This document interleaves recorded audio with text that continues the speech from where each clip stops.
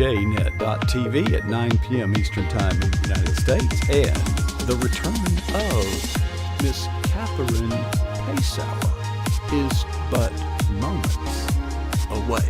She is standing by. We are running our bumper. We are streaming. We are recording. Our chat room is waiting. We are counting down to Studio 40 Alpha. Starting now.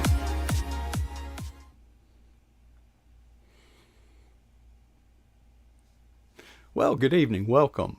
This is pjnet.tv. I'm Coach Prasick, and it has been, honestly, too long since we have seen Katherine Pasour. Now, there's actually a very good reason. Katherine is on the PJNet team. What that means is she comes to us once a month and shares what God is doing in her life. And I tell you what, you're going to like, we have moved our studio to her pasture. And isn't that a beautiful, peaceful scene? But is the grass that green where you're at, Miss Pasour? No, it's about to dry up and turn brown. Mm-hmm. I'm running out of grass. I think I'm having the same problem as some of those Texas ranchers do. I hate to hear it. I really hate to hear that, because it's grievous, you know, when you have such a love and compassion and for your animals you're taking care of, and you can't make it rain, mm-hmm. you know, and so you just have to trust God. I know. Where have you been? Where have I been? I was just going to say that I have missed you all. I missed last month, so it's been 2 months since I've seen you, and I was actually away. Yeah. During the time that I was supposed to be with you, and I came back from vacation, and that's when my story began, or one segment of my story. When I returned from vacation, it was on a Friday, July the 1st. And as I was in the feed room, rummaging through there and getting the feed and putting it in the buckets, I could hear my horses just a-coming. Because one thing they love to do is eat. Take after us that way, I guess. So when I poured food in one of them's trough, Chessie, my black Tennessee walking horse, came flying in there and poked her head down in that bucket and just started scarfing that food like she hadn't had anything to eat since I'd been gone. But that wasn't the case. They'd been well cared for. But when my big girl came in to eat, she just poked her nose in there and stirred that food around and just messed with it a little bit. And I thought, oh, this does not look good. Because there's two things that are important to horses. One is protecting themselves from danger, which they usually run from, whatever it might be. And the other is food in their tummy, because they do love to eat. I thought, well, maybe it's just too hot. So it was already evening by then. So I thought, well, I'll see how she is in the morning. Well, morning came, and she was one sick little horse, except she's a great big horse. She had been rolling around on the ground. She's covered in dirt and leaves, and she had this very sad expression on her face. Now, Peaches looks a little bit like that, but that's actually This is not actually Peaches, quite beautiful. It is a generic stock photo of a pretty horse, which Peaches is a pretty horse. Yes. And Peaches actually looks a little bit like that when she's feeling good, but she was feeling really bad that day. And she had what's normally referred to as colic, which is a really bad tummy ache in a horse. And it can happen for a variety of reasons. Usually it's because they get into some food and eat too much, or you change their food, or weather's really sudden bad change in the weather, or anything that just might upset their digestive system. But symptomatically, they don't eat, they don't drink, and colic can be deadly.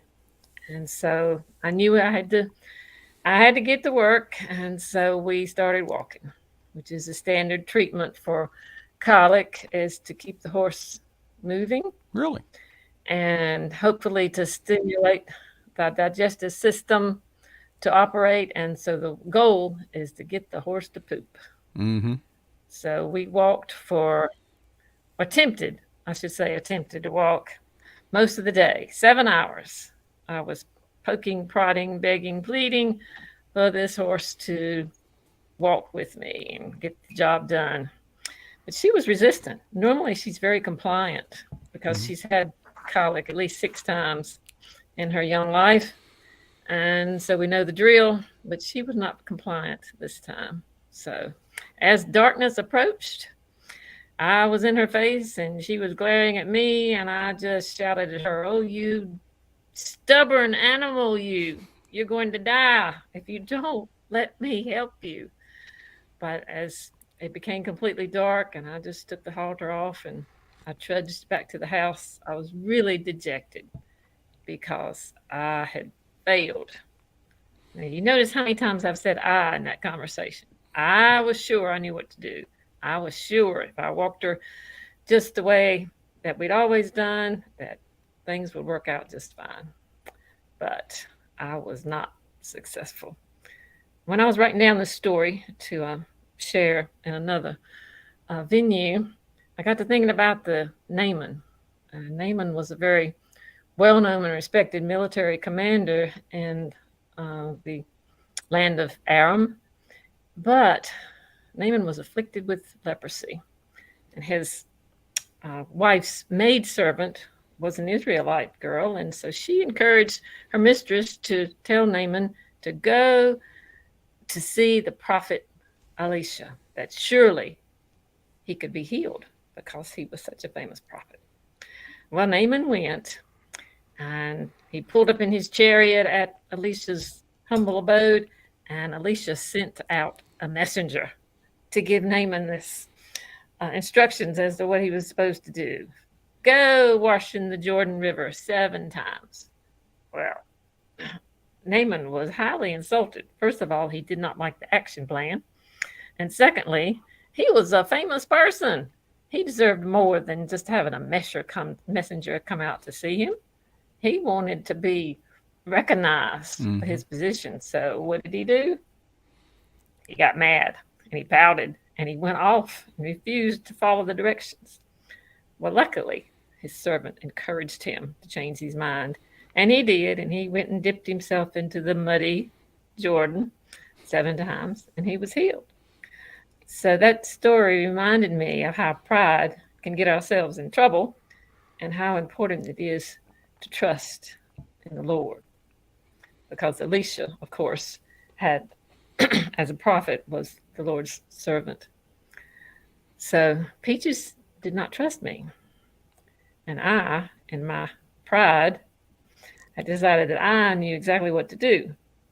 And because she was being stubborn, it was going to be her fault if something terrible happened to her. But as I walked back to the house, I prayed, finally, because I hadn't prayed. You had no other that. choice. Yeah, last I was resort. Caught up in the moment. I was desperate. I tried everything else. There I go with all the eyes again. I tried everything else. So I was desperate. So I did pray for her. Well, I couldn't sleep because she's my girl. And so I got up. I rolled out of bed about 4 o'clock in the morning, put on my boots and grabbed a flashlight and went to the pasture, dreading what I was sure I would find, that she would be beyond help at this stage. The birds were singing. It was a beautiful morning. Stars in the sky, just barely lighting my way, but I could find my way there even without the flashlight. So I got down to the stall where it's a shed, outdoor shed, where I normally feed them. And I heard them shuffling about, and then there she was. She was standing up. She was calling for her breakfast. She was hungry. So I got her food and put it in there, and she plunged her head in there and just started gobbling that food down. And the colic had passed, which literally certainly not by my doing. It was not by my doing, even though that I had thought sure that I knew all the answers. But Because the lesson I learned was that we can depend on God in all things, the big and the small. Of course, Peaches is a big horse, but in the grand scheme of things, a horse, the health of a horse is not a universal problem that might garner a lot of attention, but she was important to me, Hmm. and uh, and I was certain that I was the one that knew how to heal her. But it made me wonder. See, I mourned for her when I left her that night. I mourned for her because Hmm. I thought she was going to die. I really did. I thought I'd find her the next morning, that she'd be down, and I wouldn't be able to do anything for her. And so it made me wonder if God mourns for us when we don't trust Him. What do you think? I, I believe you're right. I am so reminded from your story. And by the way, folks, she touched on it, but let me emphasize it. You've just heard a preview of a not yet available story to be published. Now, where's this going to be published? Well, I don't know. It's been submitted. It's It well, hasn't it's been accepted. well, It's been we're just going to submitted. trust God with these things, but hopefully it will be. But thank you for sharing that story. I did a video story long ago that had a similar theme: animals in the wild that have to be rescued. And I showed a video of this. I forget what kind of animal it was, but it was entangled essentially in a volleyball net or something like that. Tennis net. And Mhm. the animal, of course, is resisting the helpers trying to help him. And of course, they eventually had to tranquilize the animal, but aren't, but, an animal doesn't know any better. We should know better than that. But don't we Yes. resist God trying to rescue us? We're headed down a path and He knows it's dangerous. And truth told, we probably do as well. But rather than heed the alarms, we snip the wires going to the alarm bell. But God does know what's Mhm. best. And the other lesson there is too often we go to God only after we've exhausted all of our own resources. I do it. You did it. That's I right. think we all do it. But folks, Mhm. that healing probably could have been brought much sooner if we would have reprioritized and go to God first and then, exercise our judgment under His direction. And when He directs us one way, and our judgment says go the other, well, trust God. Trust God. Um, I have Absolutely. KatherinePasour.com up on the screen, which is, by the way, customary. There's nothing unusual about that. But this time, there is a reason that you should go to KatherinePasour.com, because if you have not been there recently, you've got a new look. I do have a new look, and I'm really excited about it. One thing I love to do is take pictures in nature, because I think God's creation is such a blessing for us, and we are allowed to live on this earth that He created, and it's so beautiful. And Jennifer Thayer Knight has been working on my website, and I do give credit to her on there. So if you like what you see, you may want to get in touch with her as well. But she has taken some of my pictures and put them on there, and I really love the way that she's displayed them, and she's done a lot of added options on my website, and I just hope that you'll take a look at it You can actually see a picture of and let me know actual what you think. peaches on your website, can't you? Yes, yes, you can see a picture of me riding Peaches in what was called a de-spook clinic, where you're supposed to help the horse get used to terrifying things. Mm. And of course, she passed that with flying colors, but she has since forgotten that loud noises should not be terrifying. A lot of people, myself included, know that they need to update their website, but they're just scared to death, and it's fear. Is that how you felt? Oh, absolutely. In fact, almost everything about technology terrifies me.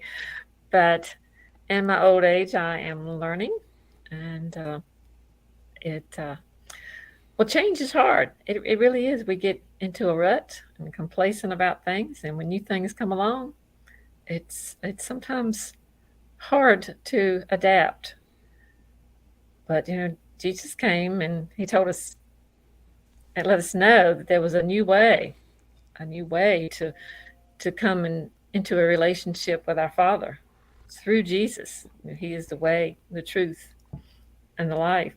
And so he brought us this new opportunity. Mm-hmm. I wanted to read you one thing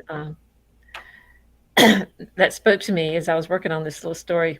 It's from Isaiah 26, verses 3 and 4. Mm-hmm. You will keep in perfect peace those whose minds are steadfast, because they trust in you. Trust in the Lord forever, for the Lord himself, is the rock eternal. And that is not a new thing. That's been the case ever since the creation. But we have the benefit of that.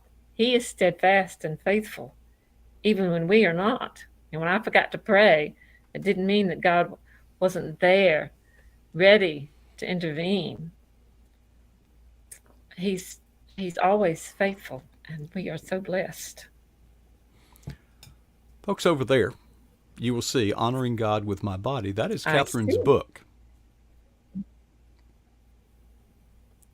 It's going to release October the 4th of 2022, You but it's promise? available for pre-order either from, I promise, both Amazon, Barnes& and Noble, and Target, if any of those are your favorite bookseller.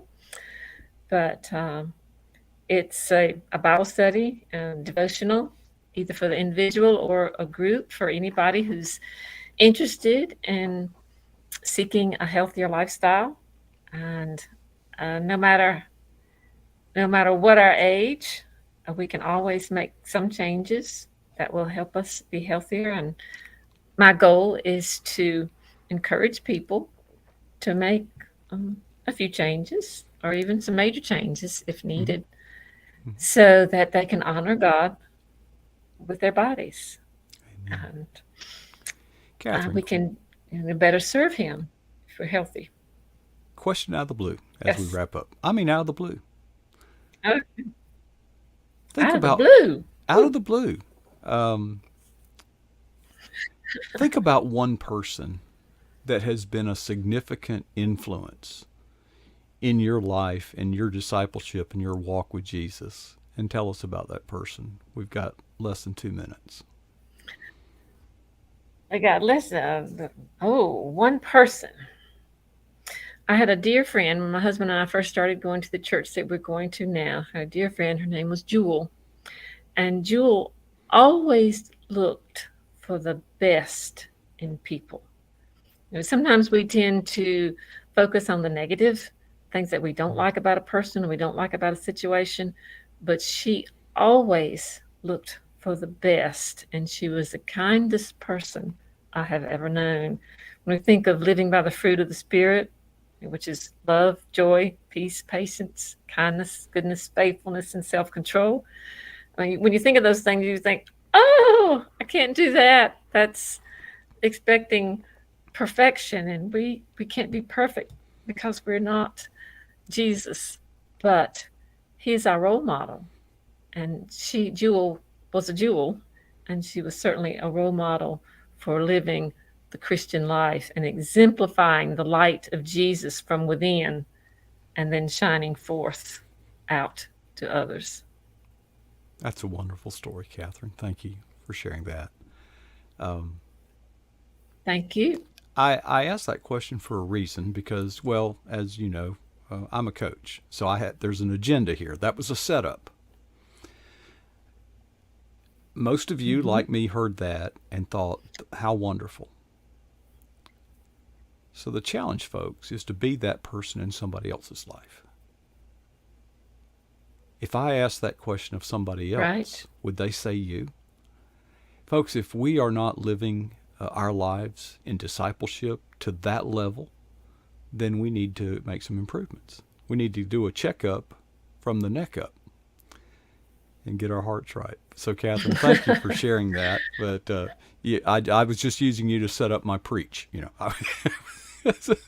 see, but we love you, Katherine. That It's was a good one. so good to have you back, Katherine, and we look forward to seeing you next month at this time. Good to see Good you to be back in the back. chat room and all those good things. And you have blessed us tonight. Thank you so much.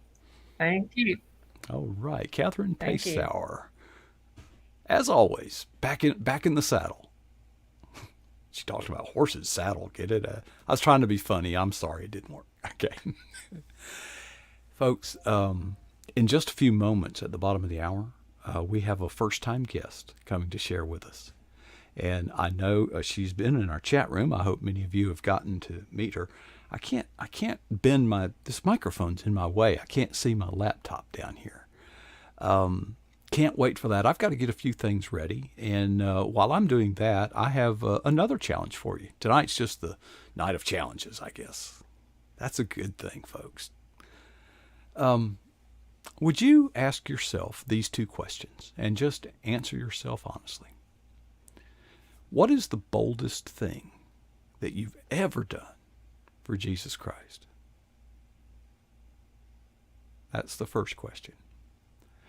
The second question is, how long ago was that? And the challenge is to never be satisfied with either answer.